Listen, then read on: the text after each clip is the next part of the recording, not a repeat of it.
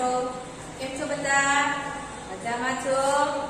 ચાલો આજે આપણે ધોરણ 5 આપણો વિષય છે હિન્દી. કયો વિષય છે? હિન્દી. એમાં આપણે બીજા સત્રમાં કયા પાઠ શીખી ગયા? યાદ છે બધાને? બોલો જોઈએ કયા પાઠ શીખી ગયા? પાઠ નંબર 9 એટલે કાવ્ય 9 કયું શીખો એ શીખી ગયા. પછી પાઠ નંબર 9 કેસા સોર, પાઠ નંબર 9 અને કાવ્ય 10 શીખો એ આપણે શીખી ગયા છીએ. આજે આપણે પાઠ નંબર 11 કયો? પાઠ નંબર 11 સચ્ચા બાલક.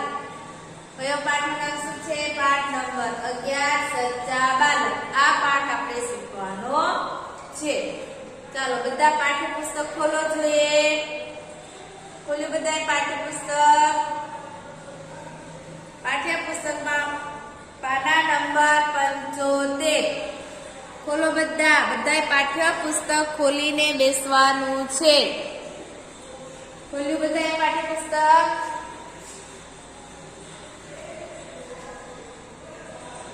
ખોલ્યું બધાએ? ચાલો એમાં જો ચાલો પેજ નંબર 75 પર પાઠ નંબર 11 सच्चा बालक. चलो इस जीवन प्रसंग में सच्चाई का महत्व बताया गया है. जीवन में चाहे कितनी भी मुश्किलें आए लेकिन जो मनुष्य अपने आदर्शों को छोड़ता नहीं है वही महान बनता है. जो व्यक्ति आदर्शों अपने आदर्शों को छोड़ता नहीं वह व्यक्ति महान बनता है. इस प्रसंग में एक सच्चाई का महत्व बताया गया है. एक लड़का है, 9 वर्ष का एक लड़का है. वो लड़का अपनी माँ की बात का कहना कितना मानता है और माँ उसे क्या सीख देती है? सच बोलने की. और वो सीख वो लड़का कब तक याद रखता है वो यहाँ बताया गया है. जो पाठ में जो बदा आंगળી પૂછો બધા પાઠમાં ધ્યાન આપજો. પાઠ્યપુસ્તકમાં જોવાનું છે બધાએ. चलो एक समय की बात है. एक लंबा काफिला बगदाद की ओर जा रहा था. रास्ते में उस पर डाकू टूट पड़े, लूटमार करने लगे. उस काफिले में एक 9 वर्ष का बालक था. वह एक और चुपचाप खड़ा रहकर इस लूटमार को देख रहा था. एक लंबा काफिला, क्या लिखा हुआ है? लंबा काफिला. यानी काफिला यानी यात्रियों का समूह. काफिला का શું થાય? चलो નોટમાં શબ્દાર્થ પછી તમને ફોટો મોકલી. શબ્દાર્થ તમને શબ્દ આપેલો છે કાફિલા.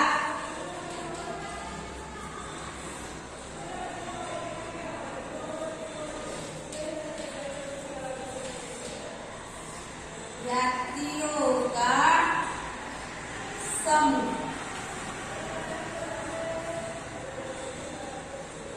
બીજો શબ્દ કયો આપણો છે? બગદાદ.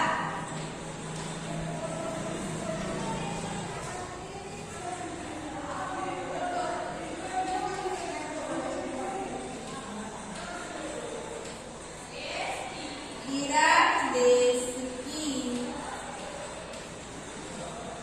राजधानी.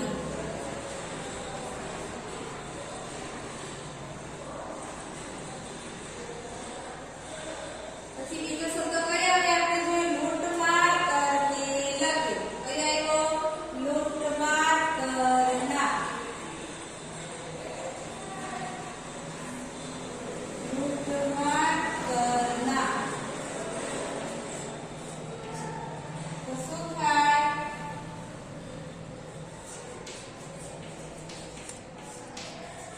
सेना छपाटी करना. क्या देखा? एक समय की बात છે. એક મોટો કાફલો બગદાદ તરફ જઈ રહ્યો હતો. ક્યાં જઈ રહ્યો હતો? બગદાદ તરફ જઈ રહ્યો હતો તે રસ્તામાં તેના ઉપર ડાકુ તૂટી પડ્યા અને લૂંટફાટ કરવા લાગ્યા. લૂંટમાર કરના એટલે કે લૂંટફાટ કરવા લાગ્યા. उस काफिले में कितने वर्ष का बालक है? 9 वर्ष का. कितने वर्ष का? 9 वर्ष का. उस काफिले में एक 9 वर्ष का बालक था. कितने वर्ष का? એટલે કે એક કાફલામાં એક 9 વર્ષનો છોકરો હતો.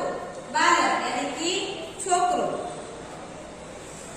તે એક બાજુ ચૂપચાપ ઊભો રહીને લૂંટફાટ જોઈ રહ્યો હતો. લૂંટફાટ જે લૂંટમાર થાય છે एक और અહીંયા શબ્દ તમે જોશો તો और ને આપણે બીજું લખીએ છે તે और. અહીંયા બે માત્ર છે ને અહીંયા એક માત્ર. और એટલે અને એક और એટલે તરફ, એક બાજુ. એક બાજુ એમ આપણે કહીએ ને એટલે કે એક બાજુ ઊભો રહીને એટલે કે એક તરફ તો બાજુ તો લખાય બાજુ. આ और ને આ और બંને और બોલવામાં સરખા છે પરંતુ લખી ત્યારે એકમાં એક માત્ર આવે અને બીજામાં બે માત્ર આવે. સમજ પડી ગઈ? ચાલો જો પાછા ચોપડીમાં ધ્યાન આપો. वह एक और चुपचाप खड़ा रहकर लूटमार देख रहा था. एक डाकू की नजर उस लड़के पर पड़ी. જે છોકરો એક બાજુ ઉભો રહી જોઈ છે એના પર એક ડાકુની નજર પડી. એટલે કે એક डाकू की नजर ते छोकरा पर पड़ी. लड़के के पास आकर वह डाकू कड़क कर बोला. कड़क कर એટલે कठोरता से, गुस्साમાં થોડો ગુસ્સો બતાવીને बोले છે. कड़क कर बोलना, कठोरता से बोलना. तेरे पास भी कुछ है? लड़के के पास एक डाकू आया और उसे कड़क और कठोरता से पूछ रहा है कि तेरे पास भी कुछ है? कि तारी પાસે કંઈક છે? तो छोकरो શું કહે છે? लड़का मेरे पास 40 असरफिया है. लड़के ने क्या कहा कि मेरे पास 40 असरफिया है. અહીંયા શબ્દ આવેલો છે असरफिया. असरफिया નો શું થાય? બોલો જે असरफिया એટલે શું થાય? સોને કે સિક્કે.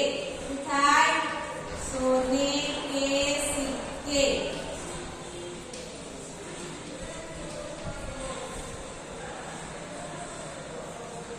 लड़के ने कहा मेरे पास 40 असरफिया है. वो लड़का एक तरफ यानी कि और एक और चुपचाप रहकर देख रहा है. तभी ने डाकू ने उसके पास आकर पूछा कि तेरे पास भी कुछ है? तो लड़का क्या बोला कि मेरे पास 40 असरफिया है. डाकू चकित होकर, चकित यानी कि चकित થઈ જાય છે જ્યારે છોકરો એવું કહે છે કે મારી પાસે 40 સોનાના સિક્કા છે ત્યારે डाकू चकित થઈ જાય છે. શું કહે છે? क्या कहा? तेरे पास 40 असरफिया है. लड़के ने क्या कहा कि मेरे पास 40 असरफिया है. तब डाकू चकित हो जाता है और कहता है कि क्या कहा? तेरे पास 40 असरफिया है.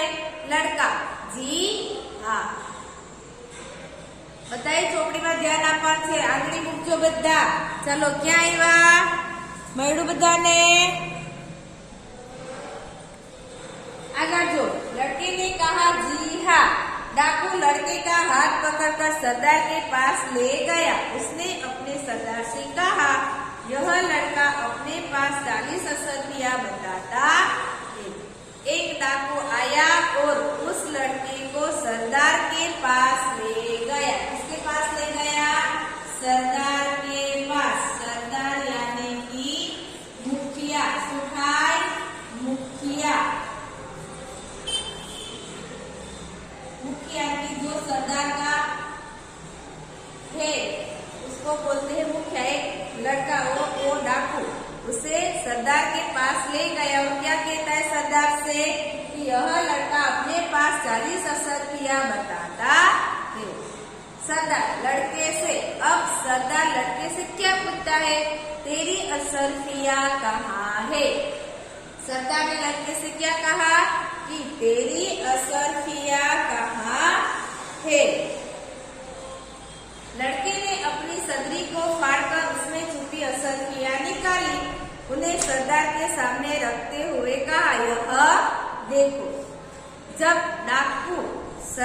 पास उस लड़के को ले जाता है और सरदार पूछता है कि तेरी असरफिया कहाँ है। तब लड़का क्या फाड़ता है, सदरी को फाड़कर उसमें छुपी असरफिया निकाली।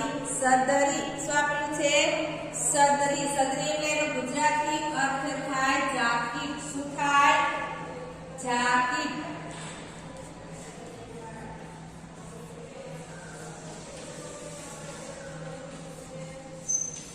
આપણા ત્યાં ઠંડી લાગે છે, આપણે પહેરીએ છીએ જાકીટ, પહેરીએ છે ને। चलो आगे। सरदार आश्चर्य से, लड़के असरफियों को इस प्रकार से रखने का उपाय तुम्हें किसने बताया। लड़का, मेरी माँ ने इनको सदरी के असर में सी दिया था जिससे किसी को पता न चले। जब सरदार पूछता है कि तेरी असरफिया कहाँ है, तब लड़का अपनी जैकेट को फाड़कर छुपी हुई जो असरफिया है वो निकालता है और सरदार से कहता है कि सरदार ये रही देखो। तब सरदार आश्चर्य से क्या कहता है, लड़के के छोकरा तने आ बधी सोनाना सिक्का આવી રીતે છુપાવવાનો ઉપાય કોણે બતાવ્યો। છોકરો શું કહે છે કે મારી માએ આ સોનાના સિક્કા જાકીટના અસ્તરમાં સીવી દીધા હતા કે જેથી કોઈને ખબર ન પડે। શા માટે સીવી દીધા હતા, કે કોઈને ખબર ન પડે એટલા માટે। અહીંયા શબ્દ આવેલો છે અસ્તર। શું આવેલું છે, અસ્તર।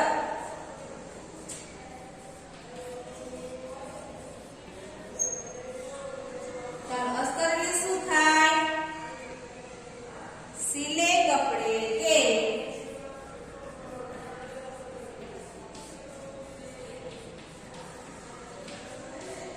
सिले कपड़े के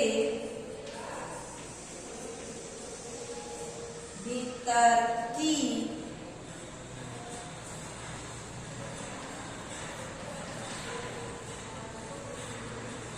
कमर।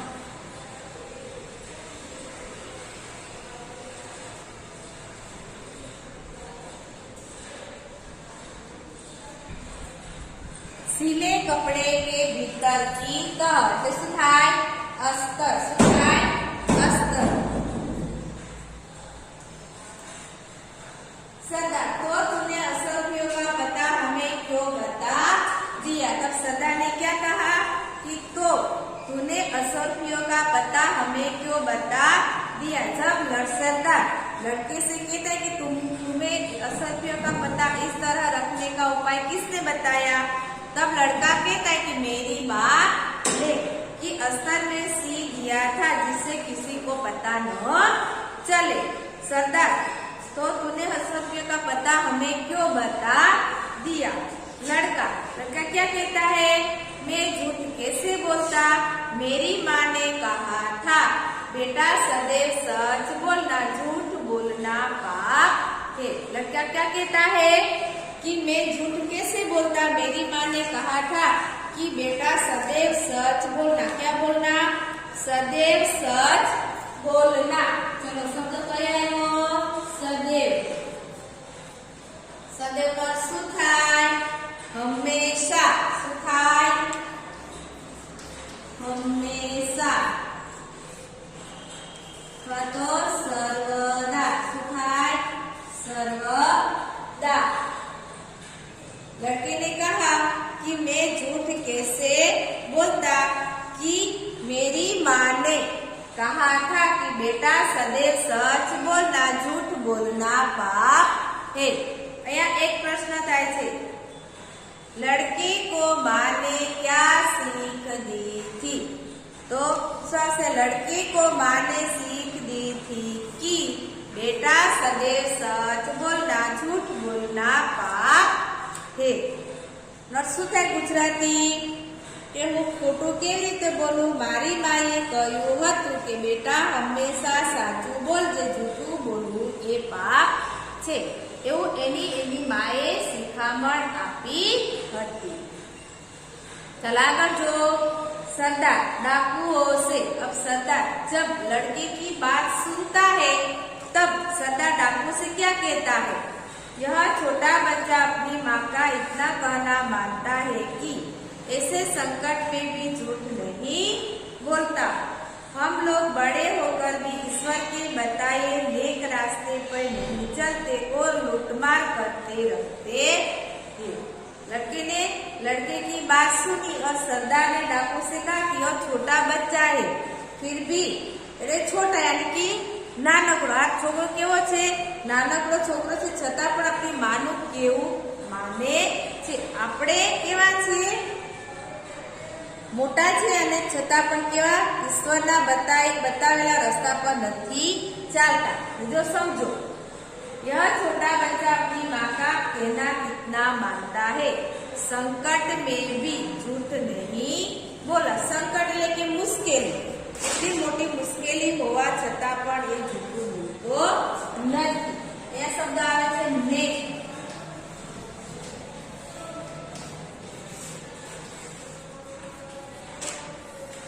ઈમાનદાર શું આવે? નેક એટલે ઈમાનદાર। અને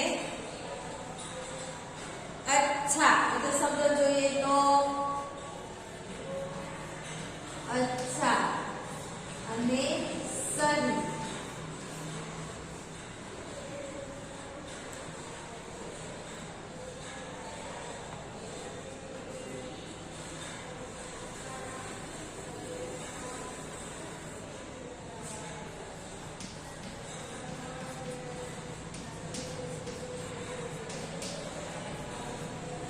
ईमानदार, अच्छा ने सही। जब डाकुओं ने कहा कि हम लोग बड़े होकर भी ईश्वर के बताए नेक रास्ते पे, नेक यानी कि सही, नेक यानी सही, नेक रास्ते पे चलना, सही रास्ते पर चलना एक मुहावरे छे। सब डाकू सरदार बात तो ठीक है, सरदार डाकुओं से उनका लूटा हुआ सामान उन्हें वापस कर दो। लड़के की बात सुनकर डाकू का मन भी कैसा हो गया? पिघल गया और उसने क्या कहा कि हमने जो उनका लूटा हुआ सामान है उन्हें क्या कर दो? वापस कर दो। वापस करना,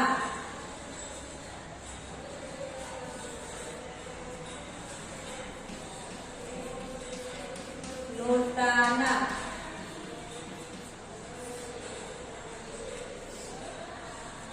उनका लूटा हुआ सामान वापस कर दो। डाकुओं ने सब सामान वापस कर दिया और आगे कभी लूटमार न करने की प्रतिज्ञा की। उन्होंने सामान क्या कर दिया? लौटा दिया। जो सामान उन्होंने लूटा था वो सामान सब यात्रियों को वापस कर दिया और कभी आगे लूटमार न करने की क्या खाई? कसम खाई। प्रतिज्ञा की। सच बोलने वाले इस बालक का नाम क्या था? अब्दुल कादिर था। सच बोलने वाले इस बालक का नाम अब्दुल कादिर था। बड़ा होकर वह महान संत हुआ। उनकी समाधि बगदाद में है। वहाँ प्रत्येक वर्ष बड़ी संख्या में लोग दर्शन के लिए जाते हैं। जो 9 वर्ष का बालक काफिले में था वो सच बोला था। वो उस बालक का नाम अब्दुल कादिर था और वो बड़ा होकर क्या बना? एक महान संत हुआ। और उनकी समाधि कहाँ आई हुई है? बगदाद। बगदाद आपने जोયું, ईराक देश की राजधानी। वहाँ प्रत्येक वर्ष बड़ी संख्या में लोग दर्शन के लिए जाते थे। एक बीजो शब्द आवेलो छे समाधि।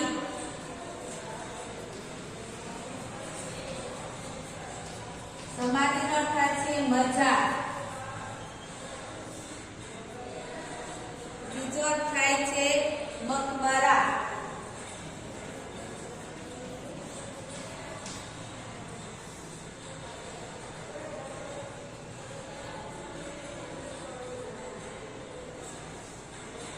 અહીંયા આપણો પાઠ પૂરો થાય છે। चलो पानु फेरવો, पाना नंबर 76, पाना नंबर 76 पर पेज फेरવો જોઈએ બધા।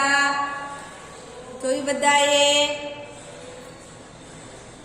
चलो અહીંયા શબ્દાર્થ આપેલા છે અને નીચે મુહાવરે છે। જોયું તમે પાના નંબર 76 ઉપર શબ્દાર્થનો ફોટો તમને મોકલી છે। શબ્દાર્થ અને મુહાવરે બાકી નોટમાં લખવાના છે। चलो પછી અભ્યાસ આપેલો છે। અભ્યાસનો પ્રશ્ન નંબર 1, ऐसा क्यों कहा? શું આપેલું છે? ऐसा क्यों कहा। पहलो सवाल, सरदार ने पूछने पर लड़के ने कहा मेरे पास 40 असर किया है। क्यों ऐसा कहा लड़के ने? लड़के से उसकी माँ ने क्या कहा था? बेटा सदैव सच बोलना, झूठ बोलना पाप है। इसीलिए लड़के ने उसकी माँ की सीख को मान ली थी और वो अपनी माँ से गद्दारी करना नहीं चाहता था। इसीलिए उसने डाकुओं से कहा कि मेरे पास 40 असर किया है। प्रश्न 2, सरदार ने डाकुओं से कहा लूटा हुआ सामान वापस कर दो। ऐसा क्यों कहा? सरदार ने डाकुओं से ऐसा क्यों कहा कि उनका लूटा हुआ सामान वापस कर दो? क्योंकि लड़के ने अपनी माँ की सीख के अनुसार डाकुओं को साफ साफ बता दिया, यानी कि सच बता दिया कि मेरे पास कितनी असरफिया है?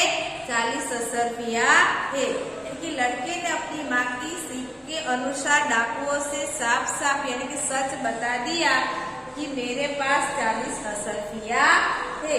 लड़के की यह ईमानदारी देखकर सरदार कैसे हो गए? प्रभावित हो गए और उन्हें लूटमार से क्या होने लगी? नफरत होने लगी। इसीलिए डाकू के सरदार ने डाकुओं से कहा कि उनका लूटा हुआ सामान उन्हें वापस कर दो। प्रश्न नंबर 3, आप अब्दुल कादिर की तरह जगह होते तो क्या करते? आप जो अब्दुल कादिर की जगह होते और आपके पास 40 असरफिया होती तो आप क्या करते? क्या करते? अब्दुल कादिर की तरह सच बोलते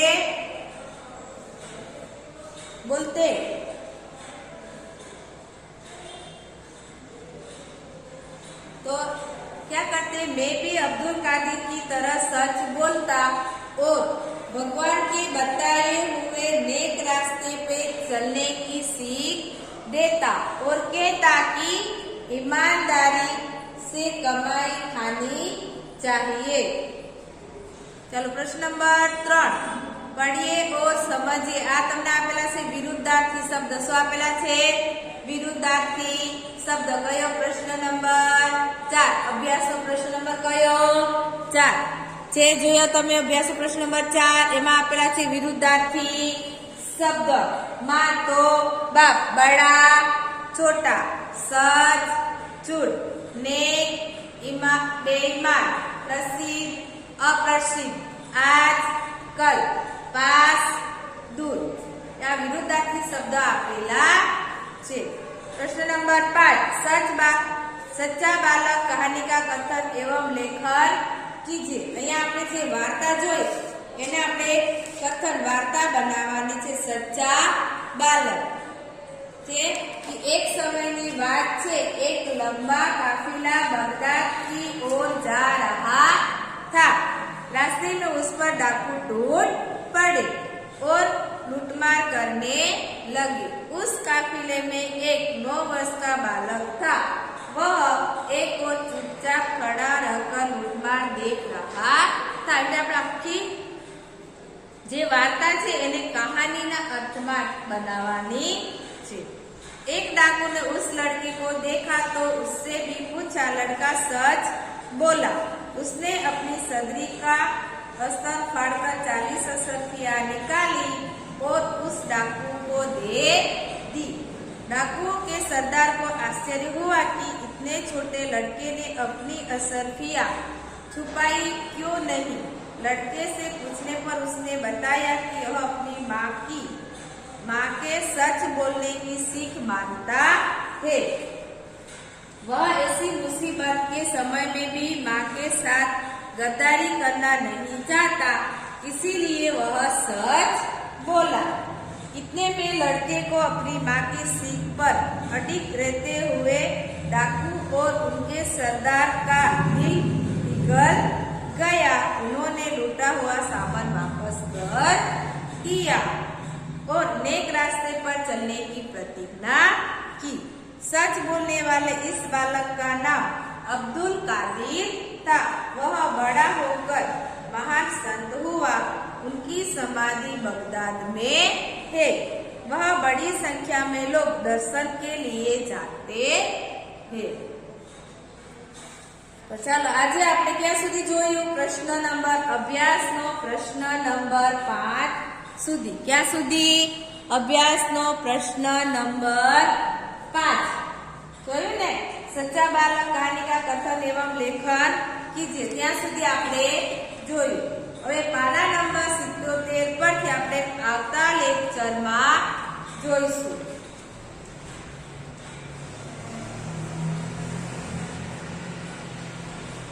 બાય બાય વિદ્યાર્થી મિત્રો।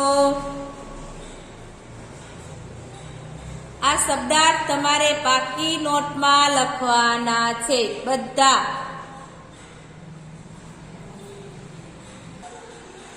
શબ્દાર્થ અને મુહાવરે પાકી નોટમાં લખવાના છે। શેમાં? પાકી નોટમાં। હું તમને એનો ફોટો પણ મોકલીશ। એ તમારે પાકી નોટમાં લખવાના છે। શબ્દાર્થ અને મુહાવરે લખીને પાકી નોટમાં નવા પેજે પાઠનું નામ લખવાનું છે સચ્ચા બાલક। પછી શબ્દાર્થ અને મુહાવરે લખવાના। પછી પ્રશ્ન જવાબ મોકલીશ એ પણ લખવાના છે।